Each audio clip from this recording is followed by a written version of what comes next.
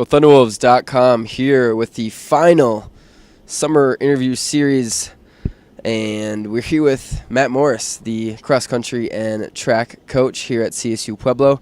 Matt, you're about to start your cross-country season, both the men and the women. They got here on Sunday, first practice, first training Monday. Got some circuit training in yesterday. What's kind of the feeling this season? It's the third year for men's program. It's your fourth year overall. Kind of talk about the feeling of this camp compared to maybe years past. Yeah, we're super excited about the kids we have. We're excited about the young kids coming in. Our veterans worked really hard. We did a good job the last couple of years of addressing our liabilities and kind of trying to make those assets and did a good job of recruiting. And we just have a great group of kids and not only athletic but very good kids. So there's a lot of energy. People are excited. Our expectations are high on both sides. And I definitely think we've committed to somewhat of a long-term plan, to try to put ourselves in a situation to be competitive at the national level. And, the last couple of years have been, kind of moving people around and potentially redshirting kids and getting things squared away. But now we're at the point where everything's come together and it's time to go get some races in. So we're definitely looking forward to the season. Obviously, it feels like summer is over on campus here, but Summer Olympic Games are still going on in Rio. Track and field is in the heart of their events. What's your favorite event? What do you like to watch? And are there some athletes out there that maybe a little more personally than others that you're cheering for?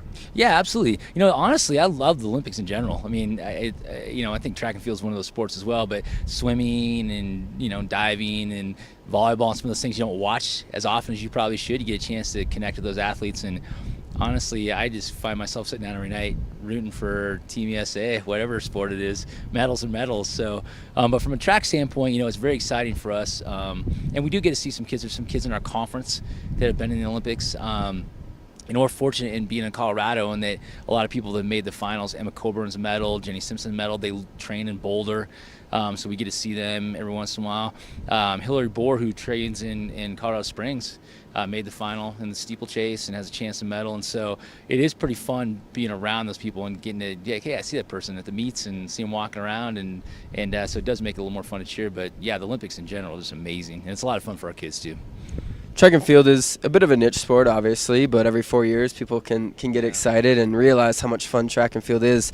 Do you find your friends or your on Facebook maybe commenting more or creating more conversation when this time of year comes around? Yeah, and absolutely, and I do the same thing. In fact, I got excited about one of the men's tennis matches not too long ago, and I didn't know much about it, so one of my buddies who I used to coach with, he was a tennis coach at Western Illinois, I had to Facebook him and say, hey, what do you think about that? That was awesome. And he's like, yeah, it fills me in. So I find people will kind of be like, hey, what do you think about this person? Or was that person supposed to win? And those kind of things.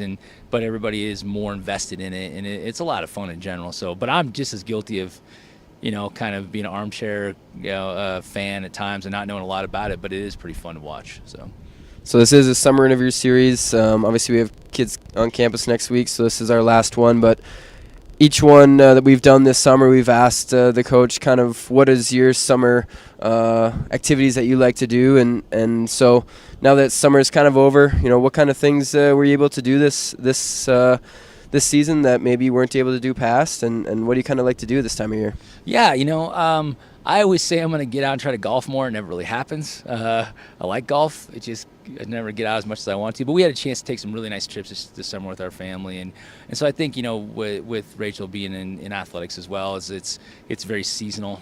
And so it's not a lot of time in the year when you both have a chance to kind of do some things together. And so we really try to have a lot of family time.